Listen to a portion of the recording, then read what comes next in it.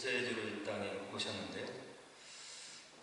예수님에 대한 기록을 남겨놓고 있는 신약을 이렇게 들여다보면 예수님을 구약의 위대한 지도자였던 모세와 이렇게 비교해서 또 연결 지우는 것을 이렇게 볼 수 있어요.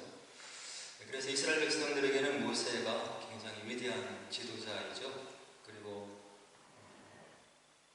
앞으로 그들을 해방할 그런 사람도 모세와 같은 사람으로 올 것이다. 이렇게 이제 오경에 남겨놓고 있는 거죠. 그래서 신약의 복음서를 이렇게 쭉 들여다보면 모세와 같은 지도자이다. 그리고 조금 더 깊게 들여다보면 모세보다 더 크시고 위대하시고 새 언약의 중보자 되시고 우리를 위해서 오신 그런 분이다. 이렇게 모세와 비교해서 이야기를 하고 있는 것을 볼 수 있습니다. 그래서 신약의 백성들이 이렇게 모세와 예수님을 비유하고 또 비교하는 근거가 있는데요. 그것은 이제 신명기 18장 15절의 말씀이죠. 뭐라고 모세가 하나님의 영감을 받아서 기록하고 있냐면, 내 하나님 여호와께서 너희 가운데 내 형제 중에서 나와 같은 선지자 하나를 너를 위하여 일으키시리니 너희는 그의 말을 들을지니라. 그래서 모세가 이제 모압 평지에서 약속의 땅으로 들어가는 출애굽 2세대에게 이원과 같은 말씀을 남겨놓고 계신 거예요. 나와 같은 선지자가 앞으로 올 것이다. 너희들은 그의 말을 들어야 너희들이 영혼이 잘 되고 또 하나님의 뜻 가운데 있게 될 것이다. 이런 모세의 고별 설교가 예언의 말씀으로 기록되어 있는 거죠. 그래서 이스라엘 백성들이 즐거움의 세월을 시간을 지날 때, 어려움의 시간을 지날 때 이 모세와 같은 사람이 언제 오는가, 그것을 기다리고 있게 되는 거죠. 그런데 사도행전 3장과 7장에 보면 이와 같은 모세의 예언, 신명기 18장에 나온 예언은 바로 예수 그리스도 안에서 성취가 되었음을 성령의 감동 가운데 이렇게 증언을 해놓고 있는 거예요. 그래서 모세에 대한 이야기와 예수님에 대한 이야기를 통해서 이렇게 보면 예수님이 모세와 굉장히 비슷한 면들이 이제 많이 있는 것을 말씀을 통해서 우리가 알 수 있는 거죠. 몇 가지를 좀 살펴보면 이 모세와 예수님이 태어나실 때 생명의 위험들이 있었어요. 모세가 출생했을 때 그 애굽의 바로가 아이들을 다 죽이라고 하잖아요. 출애굽 1장에 그런 모세가 생명의 위험을 느끼는 그런 절체절명의 위기에 놓이는 것을 볼 수 있죠. 그리고 동방 박사가 이제 와서 유대의 왕으로 태어나신 그 아기를 이제 예방하러 왔다. 이런 얘기를 헤롯이 듣고 이제 2살 이하의 모든 아이를 죽이는 그런 장면이 마태복음 2장에 나와 있는 거죠. 출생 시에 당했던 위기 상황이 비슷한 거예요. 그리고 이제 지도자로서 묘사가 되고 있는데요. 뭐라고 하냐면 모세는 이스라엘 민족의 해방자로 이렇게 드러나고 있고요. 신약에 보면 예수님은 모든 인류의 구원자로 이렇게 등장을 하죠. 그 다음에 이제 율법과 또 굉장히 밀접한 관련이 있는데요. 모세는 출애굽한 지 50일 정도 지나서 시내산에 이르러서 그 시내산 정상에서 하나님으로부터 율법을 받아야, 그것이 출애굽기 19장에 기록이 되어 있습니다. 그리고 이제 예수님이 오신 다음에 예수님께서도 새 율법을 새 이스라엘 백성들에게 수여를 하시는데, 마태복음 5장에서 7장에 보면 산상수훈이라고 하는 유명한 장이 있잖아요. 그래서 하나님의 백성, 다시금 하나님의 자녀가 너희들이 어떤 마음으로 살아가야 되는지에 대해서 세세하게 새 율법을 이제 제시를 해주죠. 그래서 비슷한 면이 있고요. 또 이제 이 모세와 예수님은 또 기적을 많이 행하시는 것을 이제 볼 수 있는데요. 모세를 보면 홍해를 가르고 또 광야에서 만나와 메추라기를 내리고 또 반석을 쳐서 샘물을 내고 이와 같은 여러 가지 출애굽 당시에 인간의 이성으로 이해할 수 없는 하나님의 능력을 많은 이스라엘 백성들 앞에 보여주면서 야훼 하나님이 누구인지를 분명히 보여주는 지도자 모세를 볼 수 있죠. 예수님도 복음서에 보면 수많은 기사 이적을 행하는 것을 볼 수 있어요. 오병이어의 기적을 보이시고 또 수많은 질병들을 말씀으로 고쳐주시고 또 귀신을 쫓아내시고 또 물 위를 걸으시고 그리고 죽은 자를 심장을 살려내시고 이와 같이 하나님의 권능과 하나님 나라의 능력을 목도할 수 있도록 주변 사람들에게 분명하게 보여주는 그런 기적의 행함을 이루는 그런 사람들이었죠. 그리고 이제 모세와 예수님은 중보자의 역할을 또 분명히 하는데요. 모세의 경우는 하나님과 백성 사이에 율법을 통해서 이제 중보자의 역할을 감당하죠. 그리고 예수님께서는 하나님과 온 세상의 사람들 사이에 그 새 언약의 중보자로서 이렇게 나타나고 있는 것을 볼 수 있어요. 그리고 또 유사한 점이 유월절을 통해서 우리가 볼 수 있는데요. 이 모세는 출애굽기 12장에 보면 이스라엘 백성들이 하나님의 은혜 가운데 출애굽할 때 유월절을 제정하는 것을 이렇게 볼 수 있죠. 유월절과 굉장히 밀접한 관련이 있는데 예수님은 또 보면 이 유월절을 지키기 위해서 예루살렘으로 올라가신 다음에 이 유월절에 희생되었던 그런 참된 어린 양으로서 십자가에 달려 돌아가시는 그런 유월절과 굉장히 밀접한 그런 관련성들이 있는 거죠. 그리고 이제 성막을 통해서 보면 또 모세와 예수님이 또 굉장히 유사한 점이 있는데요. 하나님의 임재가 머물러 있는 곳, 하나님의 어떤 이스라엘 백성들과 함께하는 곳이 나타나는 곳이 구약에서 성막이고 성전이잖아요. 그래서 광야에서 하나님께로부터 세세한 지침을 받고 성막을 세우는 하나님의 임재가 있는 성막을 세우는 그런 일을 하는 사람이 모세로 등장을 하고요. 또 신약에 보면 예수님은 어떤 식으로 성전과 연관이 있냐면 눈에 보이는 건물 성전이 참된 성전이 아니고 내가 참된 성전임을 이제 그분의 삶을 통해서 이렇게 보여주는 거죠. 그래서 죄를 사하는 그런 것들이 성전에서 이루어지는데 예수님이 죄 용서를 선포하시고 그리고 이런 성막과 성전에서 병을 고치게 되는데 예수님께서 말씀으로 병을 고치시고 성전의 기능을 온전히 이루시는 그런 예수님의 모습을 우리가 복음서에서 볼 수 있는 거죠. 그리고 이제 죽음의 순간을 봐도 비슷한 면이 많이 있는데요. 신명기 34장에 보면 모세는 이제 약속의 땅에는 들어가지 못하고 그것을 멀리 서서 바라보면서 하나님 나라를 바라보면서 이렇게 하나님 나라에 들어가게 되는데 예수님께서도 십자가에 달리셔서 운명하시고 이제 하늘나라로 올라가시는 그런 장면들이 있는 거죠.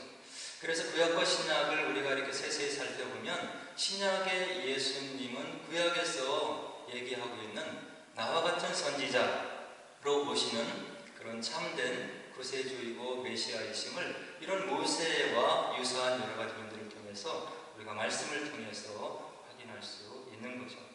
그런데 신약을 조금 더 들여다보면 이와 같이 모세와 유사한 면이 있지만 예수님은 모세를 능가하는 분이고 모세를 훨씬 뛰어넘는 그런 분임을 이제 우리가 또 복음서를 통해서 확인할 수 있는데요. 첫 번째로 보면 예수님이 선포하시는 말씀에 권위가 있으셨더라 이렇게 신약성경이 우리들에게 이야기를 해주고 있는 거죠. 다른 사람들의 가르침과는 달리 예수님의 가르침, 메시지를 들으면 무엇인가 하늘의 권세를 느낄 수 있는 그런 청중들의 반응을 우리가 복음서에서 볼 수 있는데 마태복음 7장 28절 29절에 보니까 무리가 그의 가르치심에 놀라니 이는 그가 그들의 서기관들과 같이 아니하고 권위 있는 자와 같이 가르치심이니라.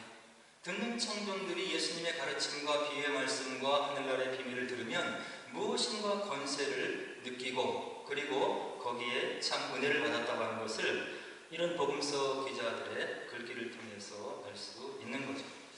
그리고 두 번째로 예수님은 위대한 선생으로서 하늘나라의 비밀을 청중들에게 가르치는데 늘 비유를 통해서 가르치셨더라 복음서가 이야기를 해주고 있는 거예요. 일상에서 이루어지는 여러 가지 현상들, 그리고 일반 백성들이 이해하고 있는 그런 문화적인 백그라운드를 가지고서 하늘나라의 진리를 그들이 이해하기 쉽게 전하시는 탁월하시고 뛰어나신 예수님의 탁월한 선생으로서의 그런 모습을 우리가 복음서에서 분명히 찾아볼 수 있는 거죠. 오늘 저희들이 함께 읽은 마태복음 13장도 바로 그런 대표적인 장 중에 하나라고 볼 수 있는 거예요. 천국이 도대체 어떤 곳이냐? 우리가 그렇게 사모하고 그렇게 가기를 원하는 천국이 어떤 곳이냐? 이렇게 청중들이 마음의 의문을 갖고 예수님께 나왔을 때 예수님께서 여러 가지 비유를 그들이 알고 있는 그런 비유를 통해서 천국에 대한 설명을 세세하게 해나가시는 예수님 모습을 우리가 마태복음 13장에서 만나볼 수 있는 거죠. 오늘 저희들이 함께 읽은 씨 뿌리는 자의 비유도 그렇고 겨자씨의 비유도 그렇고요, 가라지의 비유도 그렇고 보아와 진주의 비유, 이런 것들을 통해서 천국이 어떤 것인지, 어떤 마음을 향유해야 되는지, 우리가 이 땅에 있을 때 어떤 마음으로 믿음의 인격으로 성장을 해야지 하나님께서 우리를 위해서 예비하신 천국의 은혜를 누릴 수 있는지에 대해서 그들의 마음에 이해가 되도록 그들의 수준에서 비유를 들어서 가르치시는 탁월하신 예수님의 교사로서의 모습을 볼 수 있는 거예요. 그리고 모세보다도 뛰어난 모습은 바로 제자들을 훈련시키시는 그런 모습에서도 등장하는데요. 산상수훈의 말씀을 전하시면서 예수님을 따르는 제자들, 그리고 하나님의 백성들이 어떤 마음으로 살아야 되는지에 대해서 5장, 6장, 7장을 통해서 놀라운 믿는 자들의 삶의 윤리에 대해서 가르쳐주시는 예수님의 모습을, 그리고 그분의 탁월한 지혜를 우리가 산상수훈에서 볼 수 있는 거죠. 그리고 또 예수님의 탁월한 모습은 그냥 말로만 가르치는 것이 아니라 그분의 삶을 통해서 실천적으로 스승이 어떻게 살아가야 되는지, 하나님을 믿는 백성들이 어떻게 살아가야 되는지를 삶으로 본을 보이신 참된 교육자, 탁월한 교육자였다는 것을 우리가 복음서에서 또 찾아볼 수 있는 거예요. 그 중에 대표적인 것 중에 하나가 요한복음 13장에 보니까 종이 할 수 있는, 일반 보통 사람들이 전혀 할 수 없는, 생각할 수 없는 그런 종의 모습으로 낮아지셔서 자신의 제자들을 수건을 두르고 발을 씻어주시는 예수님의 섬김의 모습을 직접 보여주시고 제자들을 교육하고 또 예수님을 따라오는 우리들에게 그런 마음으로 살아가야 너희 마음 가운데 천국이 임할 것이라고 하는 것을 몸소 수건을 두르고 정들이 했었던 그런 발을 씻어주는 일을 예수님이 친히 보여주신다고 하는 이야기죠. 말로만 하는 것이 아니고 어떻게 섬겨야 되고 어떻게 사랑해야 되는지를 그분의 삶을 통해서 직접 보여주시는 그런 예수님의 모습을 우리가 볼 수 있는 거예요. 이런 예수님을 저와 여러분들이 닮아가야 되는 거죠. 그리고 누가복음 23장에 보니까 십자가 위에서 처절한 고통 가운데 돌아가시는 그런 순간에도 저들의 죄를 용서하라고 하시는 그런 예수님의 정말로 참된 사랑의 모습을 우리가 십자가상에서 볼 수 있는 거예요. 이 땅에는 그 어떤 처형보다도 끔찍하고 처참하고 견디기 어려운 고통 가운데 생명의 경과가 달려있는 그 순간에서 아버지여 저들이 하는 짓을 저들이 알지 못하고 하나이다, 저들을 용서하옵소서 하고 그들을 참된 마음으로 용서하시는 예수님의 마음을 저와 여러분들이 말씀을 통해서 깨달으시고 닮아가야 한다고 하는 이야기. 이것이 부족하잖아요. 예수님을 머리로 하는 교회 공동체 안에서 이런 사랑의 모습이 없으니까 사랑의 공동체가 이루어지지 않는 거예요. 저에게도 주어진 숙제이고 이 말씀을 함께 듣는 모든 여러분들에게도 주어져 있는 숙제이고 기도하며 말씀 가운데 닮아가야 될 예수 그리스도의 장성한 분량이 바로 여기에 있는 거예요. 무릎을 조아리고 말씀을 마음에 새기고 노력하지 않고 결단하지 않으면 이런 마음으로 자라지 않는 것을 우리가 깨달아야 되고 노력을 해야 되는 거죠. 그리고 예수님의 삶의 모습을 보면 예수님을 만났던 모든 사람들이 그의 삶들이 전적으로 변화되는 그런 모습을 우리가 볼 수 있는 거예요. 요한복음 3장에 보니까 니고데모, 요한복음 4장에 보니까 사람 취급을 받지 못했던 사마리아 여인, 누가복음 19장에 보니까 모든 유대인들의 증오의 대상이었던 세리 삭개오, 예수님을 만나니까 내 삶이 어떻게 되어야 되는지를 스스로 깨닫게 되고 그들이 그 자리에서 즉석에서 뉘우치고 회개하고 삶이 바뀌고 마음이 다시금 변화되고 새 사람이 되는 그런 역사를 예수님의 삶의 모습에서 우리가 분명히 확인을 할 수 있다고 한다는 이야기입니다. 사람이 머리만 커지는 것이 아니고 머리에 들어있는 지식이 마음에 들이앉아서 사람을 변화시키는 것이 하나님의 말씀의 능력임을 이런 복음서의 기적들을 통해서 우리가 알 수 있는 거예요. 오늘 저와 여러분들은 어떻게 변화되고 있습니까? 교회를 다니고 성경을 펴서 읽고 우리의 머리만 커져서 줄기만 무성한 그런 겉보기에 무성한 그런 사람이 아니라 열매를 맺어서 주님을 따라가고 주님을 경배하고 주님을 믿고 우리가 예배를 드리는 것이 무엇인지를 삶을 통해서 우리의 삶을 통해서 주렁주렁 복음의 열매를 맺히는 그런 사람들이 되어야 하나님의 참된 자녀라고 하는 것을 예수님을 통해서 우리가 알 수 있는 거예요. 그래서 우리가 예수님을 닮기를 원하는 거예요.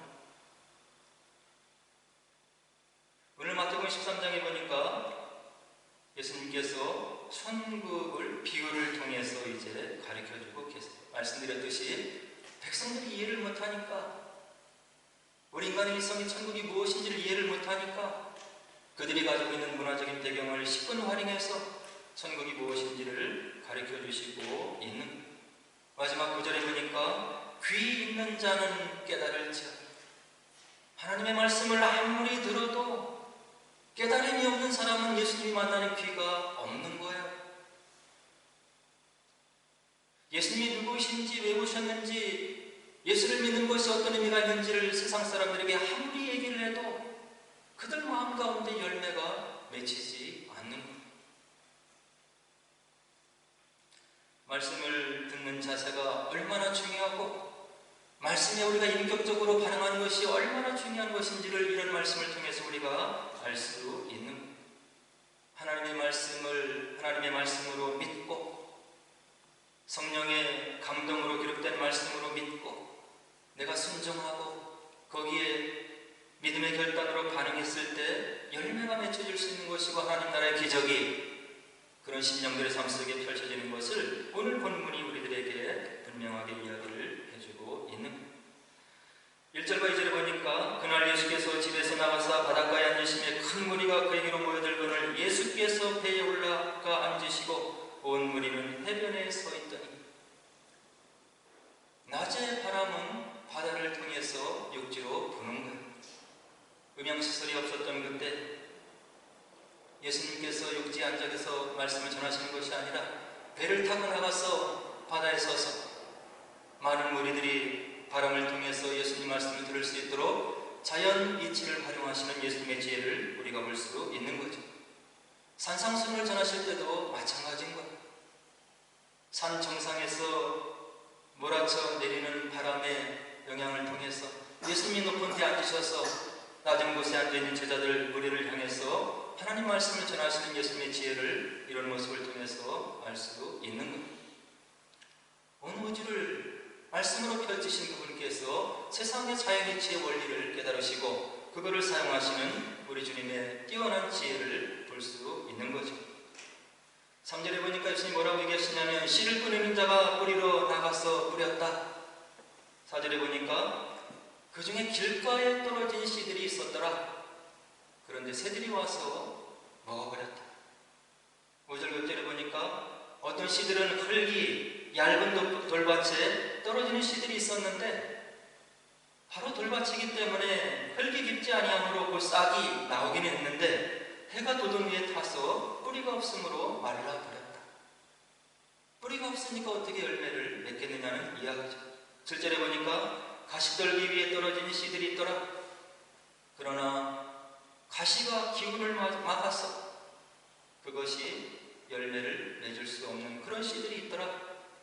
그리고 마지막에 8절에 보니까 좋은 땅에 떨어진 씨가 있었더라. 땅이 좋으니까 옥토이니까 씨가 자라서 줄기가 나오고 하나님의 은혜 가운데 열매를 맺어서 풍성한 결실을 거두었더라.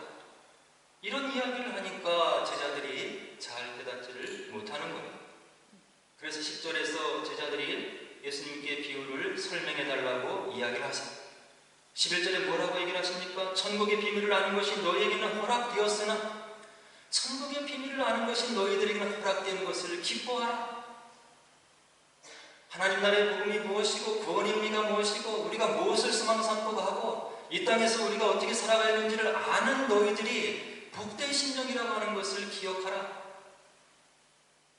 그리고 16절에 또 보니까 너희 눈은 봄으로 너희 귀는 들음으로 복이 있도다.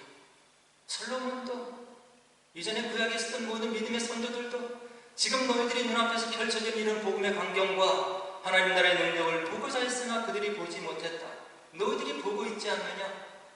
복음 가운데 믿음 가운데 하나님의 섭리와 은혜 가운데 들어있는 너희들 얼마나 복된 심령인지를 너희들이 깨달아야 된다 하는 것을 우리 주님께서 이야기를 해주시고 있는 거예요. 17절에 보니까 많은 선지자와 의인이 너희가 보는 것들을 보고자 하여도 보지 못하였고 너희가 듣는 것들을 듣고자 하여도 듣지 못하였느니라. 제한된 생을 살아가는 인간들에게 이 땅에 얼마 안 되는 생애를 살아가는 그런 인간들에게 영원한 시간이 있고 그리고 하늘나라의 능력이 있고 그것이 거짓이 아니라고 하는 것을 들을 수 있는 너희들이 복된 심령이고 귀한 심령이고 하나님의 은혜를 받은 심령이라고 하는 것을 깨닫는 너희들이 복된 것이라고 하는 것을 우리 주님께서 다시금 이야기를 해주시고 있는 겁니다. 그리고 나서 비유에 대한 해석을 해주시는데 19절에 보니까 길가에 뿌려졌다는 것은 이런 말씀이다. 천국 말씀을 듣고 깨닫지 못할 때 시간마다 선포되는 말씀이 전해지는데 깨닫지 못할 때 그것을 마음에 적용하지 못하면 악한 자가 와서 그 마음에 뿌려진 것을 걷어가는 것이다. 마음에 적용이 되어서 열매를 맺어야 그것이 은혜가 되는 것이라는 이야기고요. 그리고 20절, 21절에 보니까 돌밭에 뿌려진 씨라고 하는 것은 이런 것이다. 말씀을 듣고 즉시 기쁨으로 받되 그 속에 뿌리가 없어서 잠시 견디다가 말씀으로 말미암아 환난이나 박해가 일어날 때에는 곧 넘어지는 자. 예배에 참석해서 성경 공부에 참석해서 말씀 들을 때 아멘하고 받고 기쁨으로 받고 성회에 가서 기도의 시간에 은혜를 받고 그런데 삶 속에서 복음으로 인해서 조금 환난이 오는 것 같고 삶 속에 박해가 있는 것 같으면 시험에 드는 사람, 이것이 돌밭에 뿌려진 복음의 씨앗이다. 이렇게 설명을 하시는 거예요. 그리고 22절에 보니까 가시떨기에 뿌려졌다는 씨는 무엇이냐면 말씀을 들으나 세상의 염려와 재물의 유혹에 말씀이 막혀 결실하지 못하는 자들. 저희들이 여기 가운데 있잖아요. 말씀을 듣지만 세상의 염려가 있는, 재물의 유혹이 있는, 말씀 안에서 결단을 내리지 못하고 반응하지 못하는 저와 여러분들의 부족한 모습이 예수님 영성 속에 녹아져 있는 겁니다. 그리고 좋은 땅에 뿌려졌다는 것은 무엇이냐면 말씀을 들으면 깨닫는 자다. 그리고 마음속에 적용을 해서 삶 속에 열매를 맺는 자다. 보니까 어떤 것은 100배의 열매가 있고 어떤 것은 60배의 열매가 있고 어떤 것은 30배의 열매를 거두더라. 이 순서가 의미가 있는 겁니다. 예수님께서, 하나님께서, 성령께서 저와 여러분들에게 떨어지는 말씀이 100배 열매를 맺기를 원하시는 겁니다. 그거를 열매를 못 맺으면 60배라도 맺어라. 그것도 안 되면 30배라도 맺었으면 좋겠다. 하나님 나라의 능력을 마음속에 새기고 이런 열매를 맺는 삶을 살았으면 좋겠다. 이렇게 비유를 설명해 주시고 있는 겁니다. 저와 여러분들은 예수님 말씀하신 4가지의 밭 중에 어떤 밭에 해당하고 있는 것입니다. 말씀에 어떻게 반응하고 있고, 내가 삶 속에서 느껴지는 여러 가지 갈등의 상황들을 말씀으로 어떻게 해결해 나가고 있는지, 그것을 우리가 체크를 해봐야 되는 거죠. 제가 이제 아이들 다 키우고 좀 시간도 좀 있고, 그래서 이제 책상에만 앉아 있으면 또 몸의 건강도 그럴 것 같아서 카운슬에 이렇게 언론 폰트를 좀 신청을 했어요. 우리 한국말로 하면 텃밭이죠. 한번 신청을 하면 보통 5년, 7년 막 이렇게 기다려서 2년 전에 신청을 했는데 좀 시간이 많이 지난 다음에 뭐 혹시 순서가 되면 나오겠지 했는데 신청한 지 8개월 만에 이렇게 나왔습니다. 그래서 이제 카운슬 직원과 함께 그 언론먼트를 지정해주는 데를 갔는데요. 꽤 넓은 면적을 저에게 주었어요. 스퀘어피트로 하니까 1300 스퀘어피트나 되는 그런 땅을 주었습니다. 근데 저의 그 바로 이전 주인이 이 언론먼트 텃밭을 가꾸지 않아서 수풀이 막 이만큼 자란 거예요. 이걸 어떻게 다 쳐넘기고 이것을 땅을 뒤집어서 작물을 맺을까 고민이 되었는데, 또 주어진 기회니까 또 이제 시도를 해보기로 했어요. 그래서 지난 5월 22일부터 쭉 이제 시간이 될 때마다 일주일에 한 번, 두 번 가서 이제 육체 노동을 하면서 그걸 다 쳐내기고 그 잔디 같은 걸 다 뒤집어서 이렇게 경작을 할 수 있도록 땅을 일궜습니다. 그걸 하면서 이분이 주변 사람들이 물어봤더니 한 5년인가를 이렇게 묵혀놨대요. 그거를 쳐넘기면서 육체노동을 하면서 허리도 아프고 안 쓰던 근육을 쓰니까 얼마나 피곤하겠어요. 이제 뭐 육신도 건강해지면서 2달 반 동안 이제 경작을 할 수 있도록 땅을 기경을 했는데요. 이것이 이제 오늘 말씀을 준비하면서 이제 마음에 깨달아지는 면들이 있던 거예요. 저와 여러분들의 밭이, 마음밭이 이런 거예요. 불과 3년에서 5년, 뭐 조금 더 가면 7년이 되겠죠. 그 정도 이렇게 관리를 안 했는데 잡목이 자풀이 무성하고 땅을 읽어보니까 그 뿌리가 얼마나 깊게 박혀져 있는지, 특히 이제 이 산딸기 이 뿌리가 엄청나더라고요. 그래서 이리저리 얽히저기 썰려 있는 것을 다 걷어내면서 하나님께서 우리에게 주신 이 마음밭을 우리가 말씀과 기도로 가꾸지 않으면 이렇게 변하는구나. 순식간에 정말로 말씀이 필요하고 또 기도가 필요한 것이구나, 그런 생각을 이제 해보게 되었어요.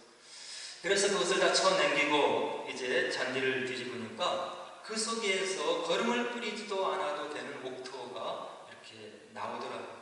땅을 뒤집어 보니까 지렁이도 나오고, 그리고 땅이 검은색으로 이렇게 되어 있어서 그래도 이런 엉겅퀴와 또 잔디로 이렇게 뒤덮여 있었지만 이렇게 걷어내니까, 노력을 해서 걷어내니까 농작물을 경작할 수 있는 옥토가 나오는구나. 우리의 마음밭도 이럴 것 같다. 기도하고 적용하고 또 하나님의 계심을 믿고 우리가 기도로 우리 마음을 기경을 하면 하나님의 말씀이 열매를 맺을 수 있는 옥토가 드러나지 않겠는가, 그런 생각을 깨닫게 된 거예요. 그리고 나서 땅을 정비한 다음에 이제 되는 대로 주변의 목사님들이 주시는 씨앗도 심고 갖다 심었어요. 열무도 심고 쑥갓도 뿌리고, 그리고 아욱도 있고 뭐 감자도 이렇게 잘라서 넣고 파도 이렇게 쓰고, 벌미나리 이제 우리 혜준이 아버님 주셨는데, 그리고 이제 경작을 하다가 남은 산딸기 이런 게 있어서 다 모아서 이렇게 뿌려놨어요. 근데 중요한 것은 씨를 뿌리니까 그 씨에 맞는 농작물이 나오는 거예요. 이걸 보면서 하나님께서 말씀을 통해서 우리 마음 가운데 이런 씨들을 주셨을 건데 왜 우리는 이것이 그 주신 말씀대로 맺혀지기가 그렇게 힘든가, 그런 생각을 해보게 된 거예요. 열무씨를 심으면 열무가 나오는 거예요. 쑥갓씨를 심었더니 쑥갓이 자라는 거예요. 돌미나리도 마찬가지고, 감자를 잘라 넣었더니 감자잎이 나오면서 지금 보면 밑에 감자가 크고 있는 것을 볼 수 있는 거예요. 하나님께서 우리에게 말씀을 주신 거예요. 내가 너희들이 주기를 원하는 것은 평화이다. 말씀을 통해서 평화의 열매를 맺기를 원하시고 우리 마음 가운데 말씀의 평화의 씨를 주셨는데 우리가 평강의 열매를 맺지 못하는 거예요. 시기하고 분쟁하고 경쟁하고. 하나님 말씀이 예수님의 삶을 통해서 우리에게 사랑의 삶을 살으라고 했는데 사랑의 열매가 안 나오는 거예요. 원망하고 미워하고 나의 마음을 거스렸던 사람들을 용서하지 못하고 사랑의 열매가 맺기 어려운 거예요. 복음을 통해서 우리가 부지런한 삶을 살으라고 했는데 우리가 낙태할 때가 있는 거예요. 우리 학생들도 그 귀한 유학의 기회를 하나님께서 은혜로 주셨는데 공부하러 와서 딴짓하는 경우가 있는 거예요. 예수를 모르는 사람보다 미리 리포트 준비해서 내고 뛰어난 성격으로 열매를 맺어야 되는데 뒤로 미루고 이런 일들이 있으면 안 되는 거예요. 예수님의 모습을 통해서 우리에게 순종의 씨앗을 주셨는데 우리가 순종하지 못하는 거예요. 불순종하고 교만하고 기회만 있으면 머리를 들으려고 하고 예수님 닮은 모습이 없는 거예요. 그리고 말씀을 통해서 우리에게 나누고 섬기라고 했는데 그러지 못하는 거예요. 움켜쥐고 탐욕이 내 마음을 지배하고 욕심이 내 마음을 지배하고 우리가 예수를 믿었지만 믿지 않는 사람과 같은 삶을 살아가고 있는 거예요. 하나님의 말씀은 하나님의 말씀인 거예요. 하나님의 어제나 오늘이나 영원토록 동일하신 분임을, 살아계신 분임을 지금도 역사하고 계시고 저와 여러분들의 삶을 그분의 경륜 가운데 그분의 의로운 오른손으로 붙들어 주시고 경륜하시는 것을 믿는 것이 믿음인 거예요. 그러면 그 말씀을 통해서 우리에게 씨앗으로 주신 열매가 삶 속에서 드러나야 되는 거예요. 이것이 저와 여러분들에게 주어진 과제인 거예요. 지금 당장 천국이 주어진들 그 은혜를 우리가 누릴 수 있는지를 마음을 점검하면서 우리가 체크를 해봐야 되는 거예요. 바라기는 오늘 예수님 뛰어난 선생, 교사로서 예수님께서 비유를 통해서 우리에게 주신 우리의 마음의 상태, 내가 들짝밭인지 가시덤불에 얽매이는 그런 밭인지 아니면 주님께서 원하시는 목토인지를 분별하셔서 말씀이 내 마음 가운데 심겨졌는데 주님 보시는, 주님 닮은, 주님이 원하시는, 하나님이 원하시는 그런 열매를 맺는 삶이 되게 하옵소서. 나의 삶을 보고 주변에서 예수님을 발견하고 하나님 나라의 능력을 발견하는 그런 삶이 되게 하옵소서. 하나님께서 나에게 주신 은혜를 나눌 수 있는 믿음의 실력자가 되게 하옵소서. 믿음의 실력자가 돼야 우리가 평강의 삶을 사는 거예요. 은혜를 아무리 많이 주었지만 마음의 만족함이 없으면 지옥 가운데 사는 거예요. 하나님 우리에게 귀한 말씀을, 저 여러분을 사랑해 주신 귀한 말씀을 마음에 새기시고 매일매일 결단하시고 말씀을 가까이 하시고 무릎을 조아리고 경건의 훈련을 쌓으셔서 말이 아니라 바울이 우리에게 들려준 대로 능력을 주변의 사람들이 보고 헤아려 할 수 있는 그런 주님의 제자로서의 삶을 살게 하옵소서. 그리고 그런 삶을 살아서 주님의 뜻을 이루어드리는 저 여러분들의 복되고 귀한 믿음의 삶이 되시기를 주의 이름으로 간절히 축원을 드립니다. 저희 함께 기도하도록 하겠습니다.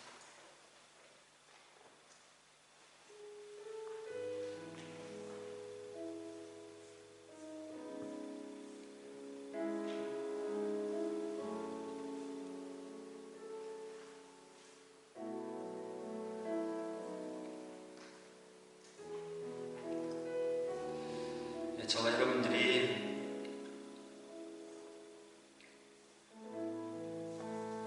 진토로 지어졌기 때문에 부족한 모습이 있는 것을 우리 주님이 잘 아시고 있는 것입니다. 인간의 몸을 입고 이 땅에 오신 예수님께서 저와 여러분들이 연약한 면을 다 경험하셨다고 히브리서 기자는 이야기를 해주고 있는 것입니다. 무엇을 가지고 고민하고 무엇을 가지고 괴로워하는지를 우리 주님께서 아시고 있다는 이야기입니다. 주님 닮은 삶을 살기를 원하지만 그렇게 살지 못하니까 우리 주님께서 아시고 보혜사를 보내주셔서 우리를 격려하시고 인도하시겠다고 약속을 해주시는 것입니다. 내가 선줄로 생각하면 넘어지는 것이고 내가 이룬 줄로 생각하면 쓰러지는 것입니다. 부족합니다. 연약합니다.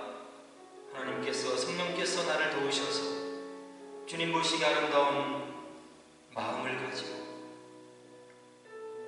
주님을 위한 삶을 살아가게 하옵소서. 나를 통해서 주의 이름이 증거되고 주님을 발견하는 복된 믿음의 삶을 살게 하옵소서. 오늘은 부족하지만 내일이 발전되게 하시고 이번 달보다는 다음 달이 믿음이 성장하고 진보하는 주님의 백성이 되어서 날마다 주님을 닮아가는 저희들 되게 하시고 그런 저희들을 통해서 주님께서 뜻을 이루시는 귀하고 복된 믿음의 삶이 되게 하옵소서. 주님의 도우심이 필요합니다. 말씀으로 인도하시고 기도 가운데 주께서 함께 하셔서 주님이 함께 하시는 복된 삶을 살게